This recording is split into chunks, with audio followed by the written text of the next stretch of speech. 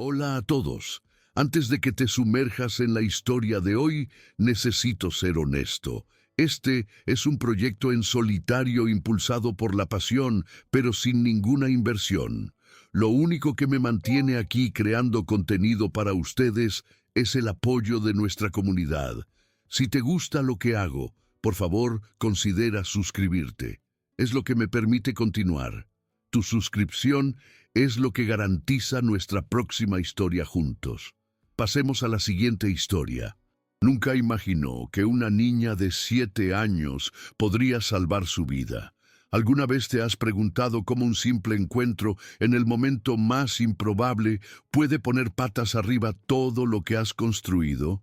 Jonathan Miller, un hombre acostumbrado a días cronometrados, reuniones decisivas y cifras de 7 dígitos, empezaba aquella mañana como tantas otras. O eso pensaba. El sol se reflejaba en la carrocería impecable de su coche negro, el ligero aroma a café aún impregnaba el aire y el sonido distante de pasos apresurados resonaba en la acera. Fue entonces que la vio. Una niña negra, delgada, con el pelo recogido de forma improvisada, una mirada firme y una expresión que mezclaba urgencia y determinación. No pedía ayuda, parecía en realidad ofrecerla. Un detalle en su semblante hizo que Jonathan se detuviera antes de entrar en el coche, y esa pausa, tan breve, sería suficiente para cambiar el rumbo de su historia. Jonathan no era solo un ejecutivo de éxito. A sus 48 años, había logrado lo que muchos consideraban inalcanzable, una empresa valorada en más de $200 millones, construida ladrillo a ladrillo, decisión a decisión. Su reputación como líder ético y estratega nato lo había convertido en una referencia en foros empresariales y universidades. Pero, aquella mañana, la verdadera lección no vendría de un consejo de administración, sino de un aviso que pocos tendrían el valor de dar, especialmente a un extraño. Comenta desde dónde nos ves y haz clic en suscribirse ahora. Es gratis y no tienes que salir del video. Aquí reunimos historias que casi nunca salen a la luz del día, momentos raros en los que el coraje y la verdad se encuentran. Y esta, querrás escucharla hasta el último segundo. Fue como ver una chispa encenderse en la oscuridad. Jonathan recordó, sin querer, una escena de la infancia. Caminaba con su padre por un camino de tierra cuando un desconocido les advirtió sobre un puente a punto de derrumbarse. El aviso, ignorado por muchos, les salvó la vida esa tarde. Mirando a Yasmín, sintió la misma extraña mezcla de duda y gratitud. Había algo en su tono de voz, grave para una niña, pero seguro, que parecía llevar un peso mayor que ella misma. «No entre en el coche todavía. Hay algo que necesita saber», dijo ella. Y antes de que él preguntara qué era, la niña miró discretamente las ventanas del edificio de al lado, como si temiera que alguien los estuviera observando. Jonathan sintió que, si le daba la espalda, se pasaría el resto de su vida preguntándose qué habría pasado. Historias así no aparecen todos los días. Surgen como pequeñas grietas en la rutina. Y si no miras de cerca, pierdes la oportunidad de evitar el derrumbe. Aquella chica no hablaba de un peligro cualquiera.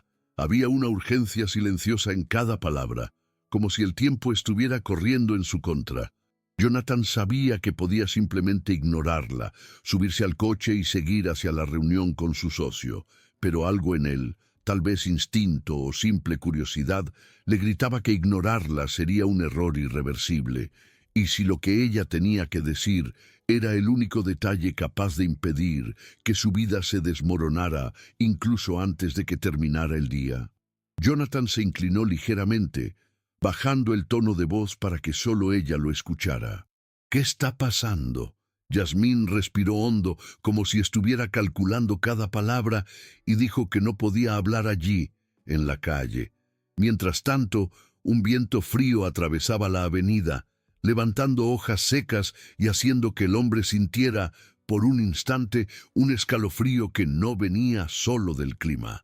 Al otro lado de la acera, Un hombre con un traje oscuro se detuvo para contestar el teléfono, pero la rápida mirada que les lanzó no pasó desapercibida. Jonathan se dio cuenta. Aquello no era solo una advertencia, era el comienzo de algo mucho más grande. Sin entenderlo del todo, pero sintiendo que no podía retroceder, la acompañó hasta una cafetería pequeña y discreta, a pocos metros de allí. La campana de la puerta tintineó, anunciando la entrada de ambos. El fuerte olor a pan recién horneado se mezclaba con el aroma dulce de la canela. Dentro, el suave ruido de la máquina de espresso y la música baja creaban un contraste casi irónico con la tensión que se estaba instalando. Yasmín eligió una mesa en la esquina, desde donde se veía la calle sin ser fácilmente vista. Jonathan se sentó frente a ella, aún intentando descifrar cómo aquella niña había irrumpido en su rutina tan perfectamente construida. Incluso antes de tocar el menú, Yasmín empezó a hablar en voz baja. Le contó que había oído, por casualidad, una conversación dentro de un coche estacionado detrás del edificio de la empresa de Jonathan la noche anterior. Dos adultos, un hombre y una mujer, discutían detalles sobre contratos que se firmarían al día siguiente y sobre cómo ese documento iba a enterrar a Miller de una vez por todas. Ella no entendía todos los términos, pero reconoció su nombre y la frialdad con la que hablaban. Jonathan mantuvo el semblante impasible, pero por dentro sintió que el corazón se le aceleraba. ¿Quién tendría el valor de planear algo así contra él? ¿Y por qué? Al otro lado de la ciudad, en el piso 20 de un edificio de espejos, Marcus, su socio desde hacía 15 años, observaba por la ventana mientras escribía un mensaje corto en el móvil. Mañana firmará sin saber. Una media sonrisa se formó en su rostro, como si la partida ya estuviera ganada. Jonathan se reclinó en la silla, tratando de procesar lo que acababa de escuchar. El café en la mesa se enfriaba, intacto, mientras su mente repasaba años de sociedad con Marcus. Recordaba brindis, negocios cerrados con un apretón de manos, viajes para convencer a inversores. Todo eso ahora adquiría un nuevo color, más sombrío. ¿Y la mujer?, preguntó, tratando de obtener más detalles. Yasmín se mordió el labio antes de responder. Ella dijo que usted confiaba tanto en ella que nunca sospecharía. Su nombre es Diana, la asistente, su asistente de 10 años. La revelación cayó como un peso en su pecho, y la sensación de que estaba rodeado comenzó a crecer.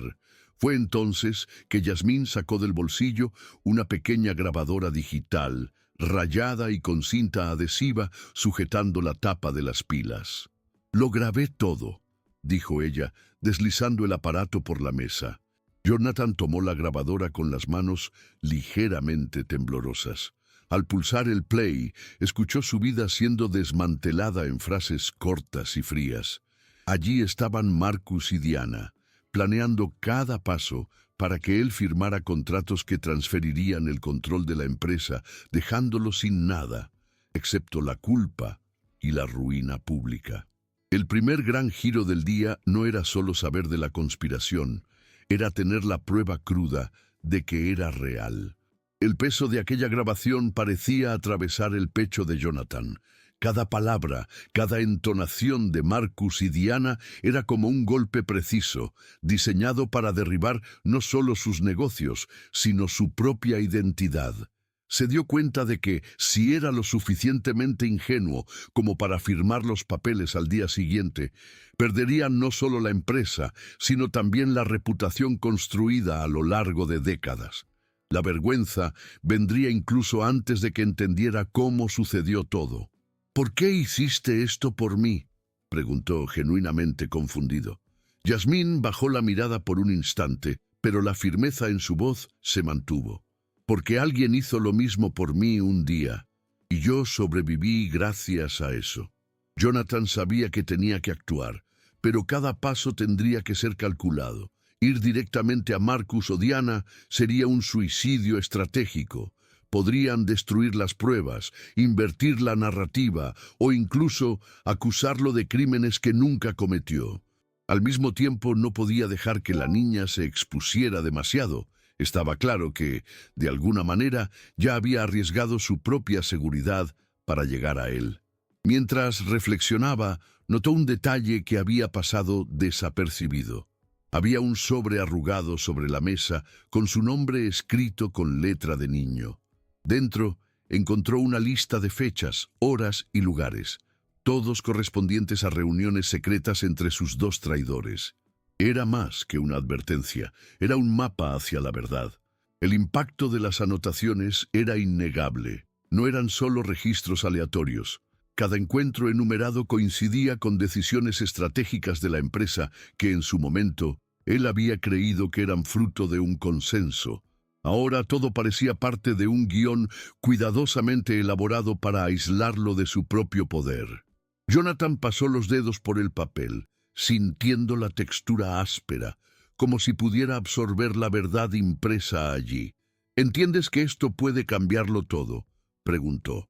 Yasmín asintió, pero su mirada se desvió rápidamente hacia la ventana de la cafetería, donde un coche negro se había estacionado. Los cristales eran demasiado oscuros para ver el interior, pero algo en la forma en que permaneció encendido, incluso parado, hizo que el estómago de él se revolviera. El sonido del motor, constante y grave, parecía acercarse a ellos, aunque estuviera parado en la acera. Jonathan respiró hondo. Jonathan mantuvo los ojos en el coche, pero habló con calma para no alarmar a Yasmín. «Si esta historia te conmueve, suscríbete ahora. Puedes cancelar cuando quieras». El vehículo se apagó de repente, como si la presencia de ellos ya no fuera necesaria, o como si lo que necesitaban observar ya se hubiera registrado. Jonathan volvió a mirar a la niña.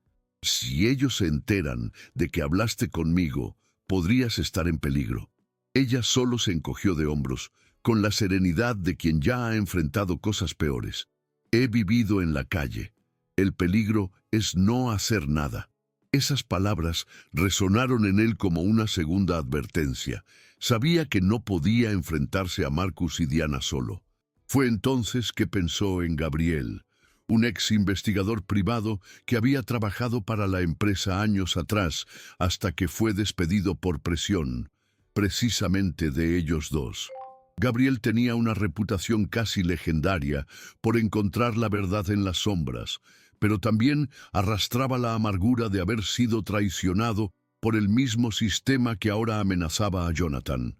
Sin perder tiempo, sacó el móvil y marcó el número que no usaba desde hacía años. Al oír la voz ronca al otro lado, solo dijo: «Necesito que me encuentres. Es sobre Marcus y Diana». Al otro lado de la línea, el silencio fue más elocuente que cualquier respuesta. La reunión se concertó para una hora más tarde, en un aparcamiento cubierto en el centro de la ciudad. Jonathan y Yasmín caminaron hasta allí por calles diferentes a las habituales, evitando rutas predecibles. En cada esquina, él comprobaba los reflejos en escaparates y espejos retrovisores, un hábito que no formaba parte de su rutina, pero que ahora parecía instintivo. El aparcamiento estaba casi vacío, excepto por un coche viejo aparcado en la sombra. Gabriel se apoyaba en el capó, con una chaqueta desgastada y una mirada atenta. Cuando Jonathan se acercó, el ex investigador no preguntó nada. Solo miró a Yasmín y dijo: «Así que fuiste tú quien tiró del hilo». Los tres se metieron en el coche de Gabriel, y allí, en el silencio sofocante del vehículo, Jonathan lo expuso todo. Mostró la grabadora, el sobre con las anotaciones y explicó cómo Marcus y Diana planeaban la jugada. Gabriel escuchó sin interrumpir, pero la tensión en su mandíbula revelaba lo que pensaba. «No dudarán en destruirte públicamente antes de cualquier proceso interno. Tenemos que darle la vuelta al juego antes de que se firme el contrato». Yasmín, recostada en el asiento trasero, completó: «Y tenemos que hacerlo sin que se den cuenta de que ya lo sabemos». Gabriel asintió, y en ese instante se formó una alianza improbable, unida por necesidad, pero sostenida por algo más raro: la confianza inmediata. En el piso 20, Marcus observaba la ciudad por la misma ventana de siempre. Se ajustó el nudo de la corbata, miró la hora y envió otro mensaje corto a Diana. Mañana, él cae. No había duda ni vacilación, solo la confianza calculada de quien cree haber ganado antes de que la batalla comience. Mientras tanto, en el coche de Gabriel, un plan comenzaba a tomar forma. No se trataba solo de impedir que Jonathan firmara los documentos. Era necesario capturar pruebas irrefutables de que Marcus y Diana actuaban de mala fe, de modo que no pudieran simplemente recuperarse con una nueva maniobra. Gabriel sugirió una trampa. Jonathan fingiría estar de acuerdo con los cambios contractuales, programando una reunión extraoficial antes de la firma oficial. Esta reunión sería monitoreada y grabada por completo. Si lo hacemos bien, los pillaremos en el acto, dijo Gabriel. Jonathan respiró hondo, consciente de que estaba a punto de convertirse en el cebo. La tensión en el coche era palpable. Jonathan sabía que asumir el papel de cebo significaba ponerse a centímetros de la ruina, pero también comprendía que era la única manera de asegurar que Marcus y Diana no escaparan. Gabriel, meticuloso, distribuyó las funciones. Él se encargaría de la grabación oculta y la vigilancia, mientras que Yasmín se encargaría de observar los movimientos externos, entradas y salidas, cualquier señal de que los estuvieran siguiendo. La niña asintió, sin dudarlo, como si se hubiera preparado para esto toda su vida. «No esperan que una niña esté en el juego», dijo, con una media sonrisa. Jonathan no sabía si sentirse orgulloso o preocupado. Esa noche, Jonathan volvió a casa, pero el confort habitual parecía haberse evaporado. Cada sombra proyectada por las lámparas parecía esconder algo. Cada notificación en el móvil, un posible ataque. Se sentó en el escritorio de su despacho, abrió la carpeta con los documentos que había recibido de Marcus y empezó a analizarlos con una mirada renovada. Entre cláusulas y subcláusulas, se dio cuenta de que el fraude era más profundo de lo que había imaginado. No era solo la pérdida de la empresa, sino un esquema que podría llevarlo a prisión. Al cerrar la carpeta, sintió el peso de la responsabilidad.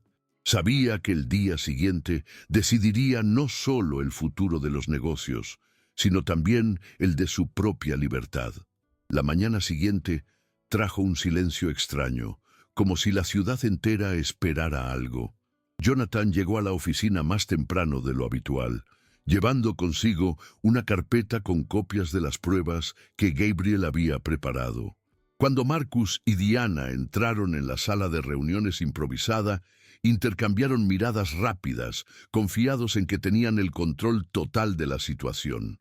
Jonathan los saludó con la misma cordialidad de siempre, pero debajo de la mesa, un micrófono oculto transmitía cada palabra a Gabriel, estacionado a pocos metros de allí.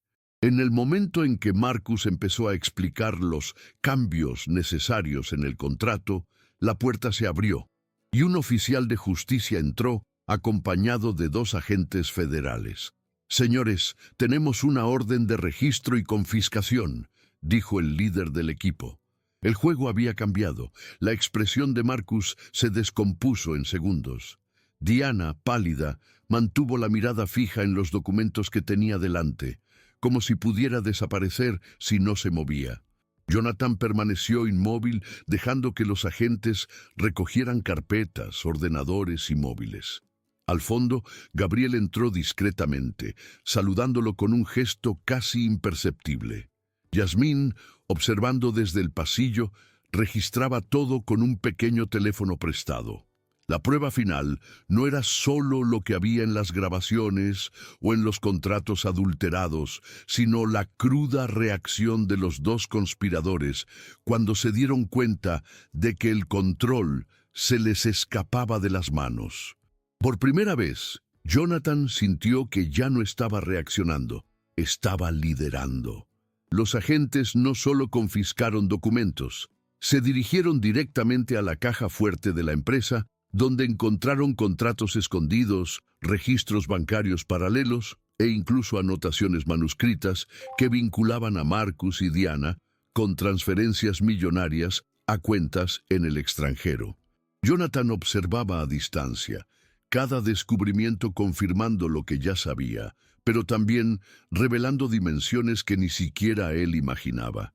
El ambiente en la sala era denso y el sonido metálico de los cajones al abrirse parecía marcar el fin de una era. Yasmín, desde fuera, intercambió una mirada rápida con él, como si dijera, «Te lo advertí». Mientras el equipo de investigación terminaba su trabajo, Gabriel se acercó para informar que todas las grabaciones e imágenes ya estaban guardadas en múltiples servidores, fuera del alcance de cualquier represalia. «No podrán borrar esto ni en 1000 años», aseguró. Jonathan sintió un alivio inusual, pero no lo celebró. Todavía quedaba un último paso: asegurarse de que la historia se contara correctamente antes de que Marcus y Diana intentaran manipular la narrativa. Y para eso sabía exactamente quién podría dar el testimonio más poderoso. Se volvió hacia Yasmín y le dijo, «¿Estás lista para hablar?» Ella sonrió. «Nací lista». El testimonio de Yasmín, grabado en la propia sala de reuniones, no era solo un relato. Era una historia viva, con detalles que solo alguien que había observado desde las sombras podía ofrecer. Su voz firme contrastaba con su edad, y cada frase dejaba claro que, a pesar de todo lo que había vivido, no albergaba miedo, sino convicción. La grabación se envió directamente a la prensa y a los organismos reguladores, asegurando que ninguna versión distorsionada pudiera ocupar su lugar. Jonathan, al oír esas palabras, sintió que no solo se estaba rescatando la empresa, sino también una parte de su propia historia que ni siquiera sabía que había perdido. Cuando los periodistas empezaron a llamar, la sala ya estaba vacía.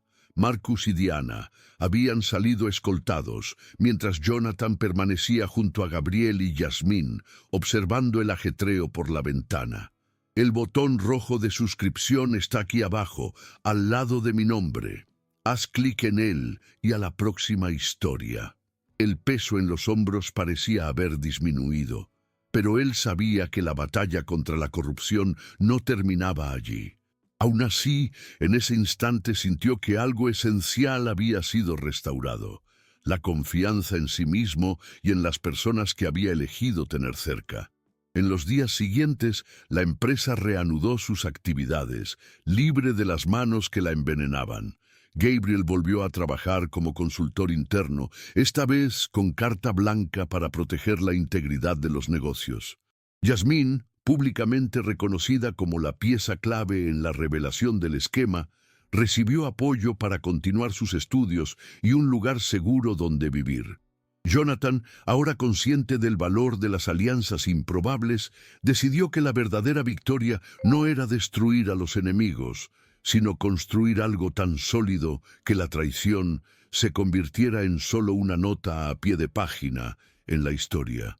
Y, mirando a Yasmín a su lado, supo que esta nueva historia apenas estaba comenzando.